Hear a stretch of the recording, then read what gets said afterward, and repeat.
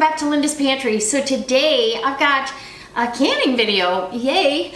I prepped this broth. Now this is chicken bone broth, and I prepped this a couple days ago and got it all strained off. Now it's been in the refrigerator out in the garage, and I'm getting ready to strain off the fat. I'm gonna defat it. And I'm gonna bring you in close so you can see exactly what I see.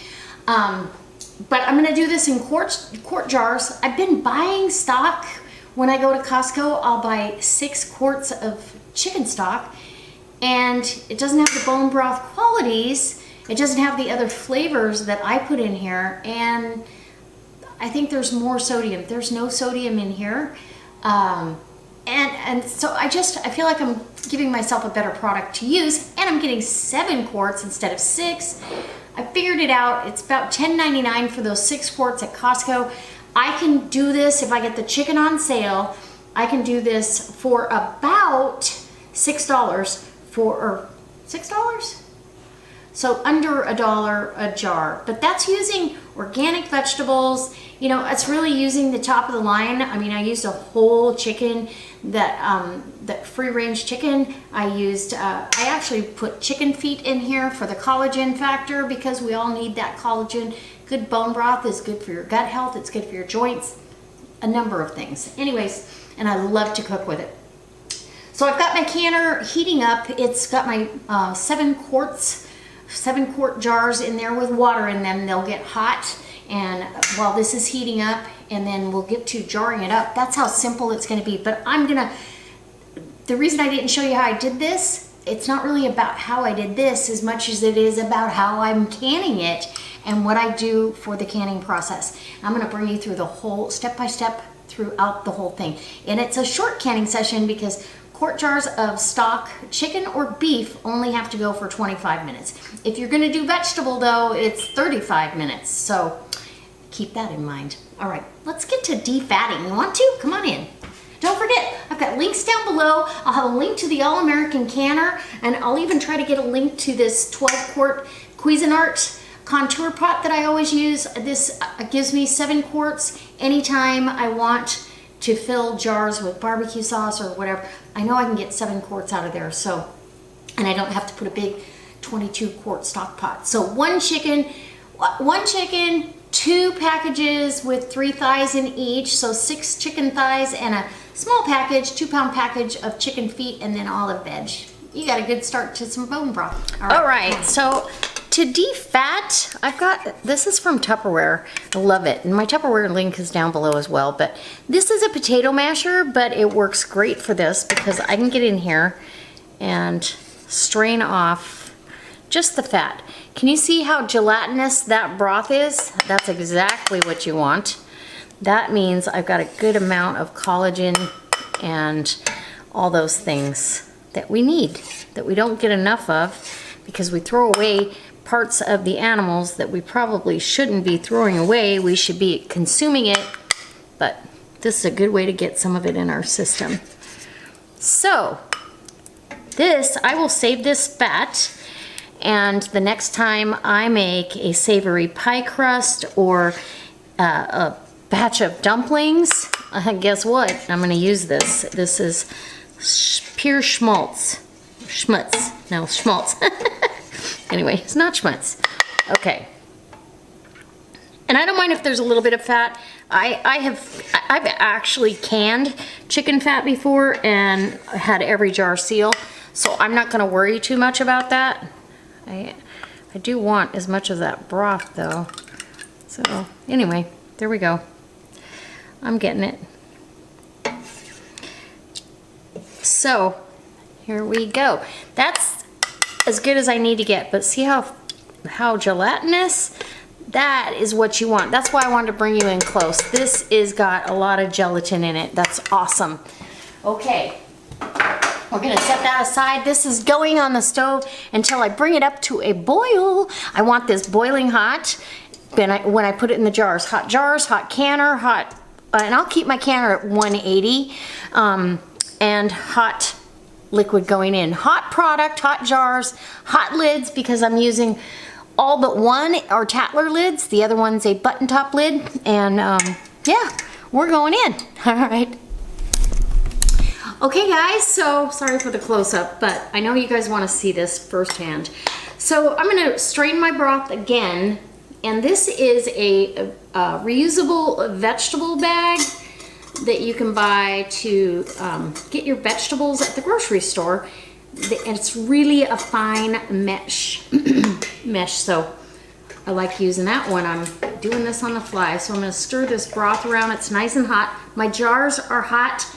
They're still, the rest of them are in the canner, waiting to be retrieved, full of water. So we'll see if there's any sediment. I don't mind if there's a little bit in my jar, but I really do want the broth to be as clear as possible. So again, it's not about this recipe as much as it is about the canning process. So keeping this out of the jar is the trick. If I had some cheesecloth, you could use cheesecloth right now, but you're gonna end up with the same issues. So pull that out. You want 1 inch of headspace. And we're going to get really, really close with that. You can see it's still dripping. Nice. And this is how I'm going to fill each and every jar. Ooh, look at that beautiful golden color. The inch of headspace is super important, you guys, for canning. It's so that there's enough, because the product is going to expand, okay? In the processing time, it's going to expand. There's no way around that. So once I get to the inch of headspace, I'm going to transfer that right there. And we're going to wipe off the rim. That's hot, hot, hot. Wipe off the rim where it connects with the lid. And this jar is really hot. So I've got 1 button top lid I'm going to use, and no, I'm not. That has been used. I don't know why that's in there. So we're going to get a brand new lid and put that down in the hot water for a second. They don't need to be soaked in hot water, but the Tattler lids do. So, and throw that away. Maybe I don't know why. Anyway, okay, so the lid, we've wiped it down. We're going to put a ring on, finger tight, and I can't really touch the jars because they're hot. Finger tight. And yeah, it's going to be fun doing the Tattlers because of how hot everything is, but that's okay. This is going in the canner to wait for the rest of the product, and we'll show you the canning process over there. Okay.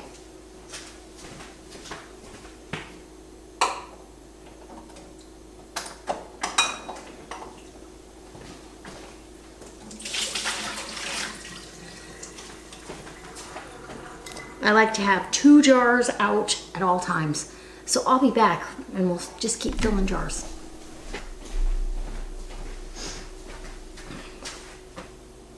Okay, 1 last jar, and I think we're gonna have a little bit left. I don't know. I'm hoping it's a perfect 7 quarts. When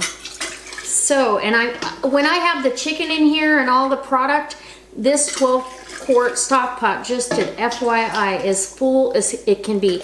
I mean, there's no room for a rapid boil, just that so a slow, gentle simmer. So I scrapped the cloth. There wasn't enough sediment to worry about. So yeah, we're spot on. 7 quarts plus maybe another 2 cups. So that's perfect. I can use that in a recipe. I'll use it for rice because I'm getting ready to make some rice anyhow. So perfect. Okay, I know the reason I'm coming back is I want to show you the Tattler application.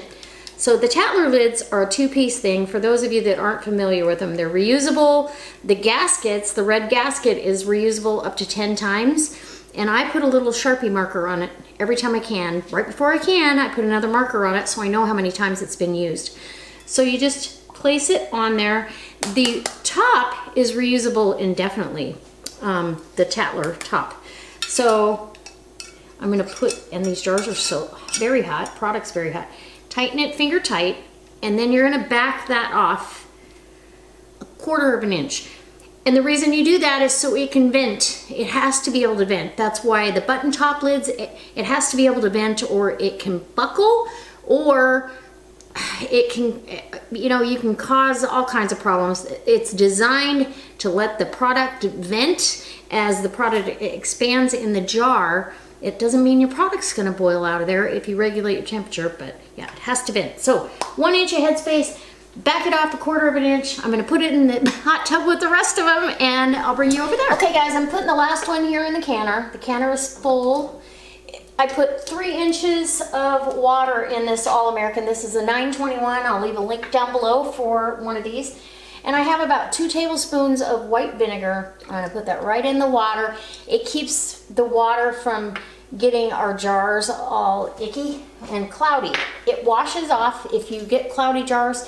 All you have to do is mix a little bit of your dish soap with some white vinegar and you are good to go. Okay, we're gonna put the lid on. We've turned this up. It's been sitting here steaming hot. I mean, it's 180 degrees. Those jars were the same temperature. So we put our lid on, match your arrows. I don't worry about whether it's even or not, because the reason you do it opposites is so you can get it even. So we're gonna put these on, and you just get them a little bit tight. You're gonna tighten them up here in a minute, and this only has to go for 25 minutes, and I'll have 7 quarts of bone broth, about 7.5 quarts of bone broth to use, and in recipes. And I'm getting ready to do some beef bone broth as well, so I also want to do some turkey bone broth because that's my favorite. So then once you got them all on, go back through and tighten them as tight as you can get them. That is a safety net. So I've already inspected, and this is a metal to metal seal. I've already inspected my petcock.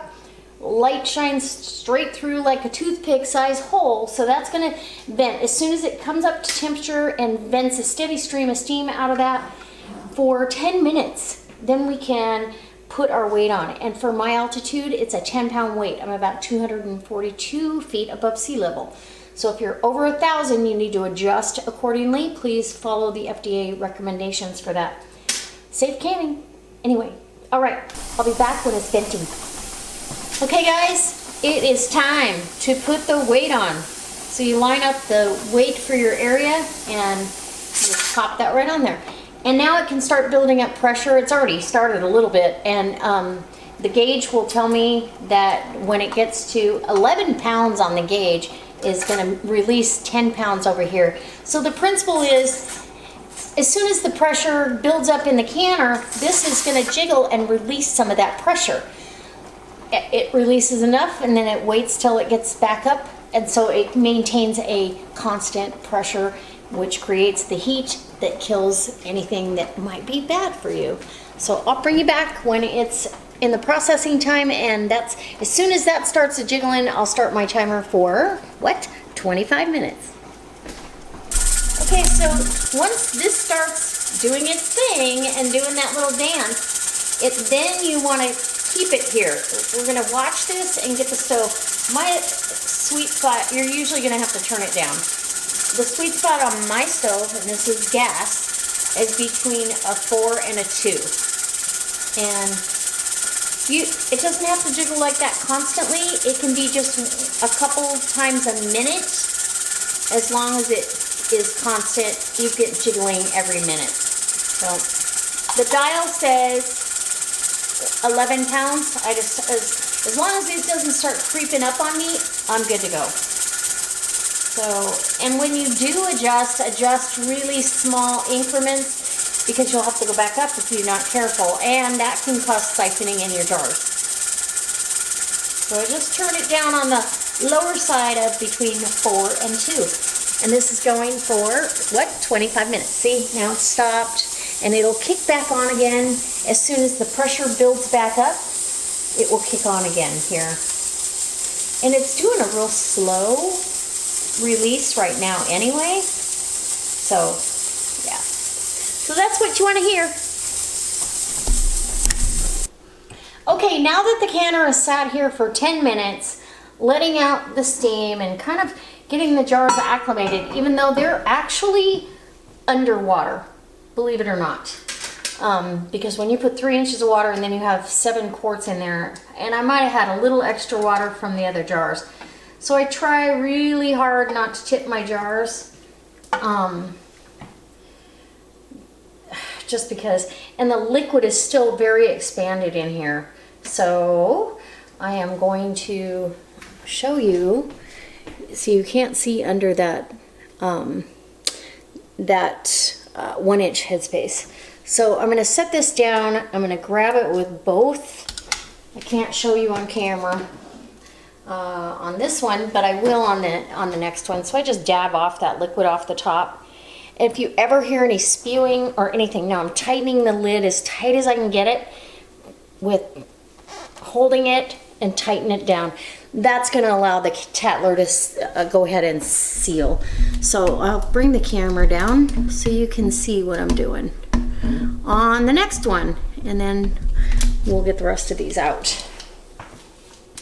So we have a button top lid. I am not going to do that with.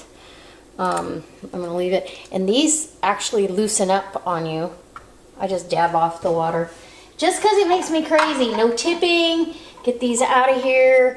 And if you ever hear a jar hissing, you know, and it's a Tattler, don't touch it. Just leave it alone. In fact, put it back in the canner and let it do its hissing. You don't want the lid to blow off. These are still boiling in the jar, but that's okay. Let me get these all out. It doesn't look like, I mean, the water is crystal clear. It doesn't look like I have any siphoning. Some siphoning can actually be evaporation. If they're still venting, liquid can evaporate right out of the jar. So that, I feel like we don't get as much of that with Tattlers because you're tightening this down. There's nowhere for that liquid to go. And you can see it's still boiling in the jar. I probably could have left it another five minutes, but I'm going to dinner with my daughter, so I want to get this done. Okay, got that. And 2 more. And one's an easy seal, so it doesn't need tightening. Okay, this one should be the last one to tighten, and there you go. They do have easy seals. You do not have to tighten them. You don't have to back the lid off when you put the lid on. It's finger tight. And there you go. Crystal clear water. It's so beautiful. And you can see there's a little bit of sediment on the bottom. I don't care. Honestly, I'll shake that up. It'll be in my soup. If I was going to make soup, I'm just going to make sure that that's snug. If I was going to make stock or soup stock for a recipe, I wouldn't strain that off. I would strain out the big stuff and leave it just like it is. So I'm very excited. I've got 7 quarts of stock going on my shelf. I need at least 7 more to get me through most of the summer, and then I'll start again in the fall as I save up bones over the summer from whether it be, you know, steak bones for beef bone broth, or I'm saving chicken bones or turkey bones from whatever I'm doing. Throw them in a bag, keep them in the freezer. You can keep your onion peels, garlic peels, all that stuff you can keep.